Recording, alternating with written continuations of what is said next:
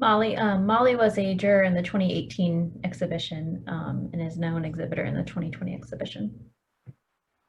Hello, everyone. My name is Molly Roberts. I've worked primarily as a photography editor throughout my career at National Geographic and Smithsonian Magazine, but I've also been a photographer since I discovered Robert Frank's work in a bookstore in Cambridge, Massachusetts, and fell in love with that type of work. And so I feel like I have been photographing my family and the American family for my whole career. And in fact, I spent the last year in Athens, Ohio, as the Knight Fellow in the VisCom program, which was really a wonderful experience. I was very honored to do it. And what I found to photograph there was intentional community, that all the intentional communities that surround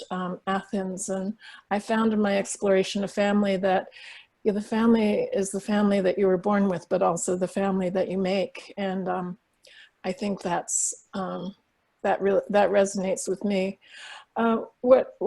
This photograph is called Mother, and what happened was that when we all left Athens in March for spring break, I went home to visit my mother, who was in dementia care. And unfortunately, my mother was diagnosed with pneumonia and later with the coronavirus. The dementia care facility closed to visitors the day that I showed up in the Philadelphia area to spend time with my mother.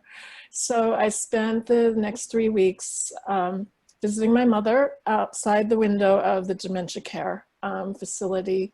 And I realized at one point that I was going to lose my mother. And I felt really powerless. And I just thought that the only way to recover my power was to photograph this, and that is really a way that I've processed pretty much everything in my life. And so I photographed my mother 2 days before she passed away. The day before I had a conversation with her, and the next day she was in a coma, and 2 days later she died.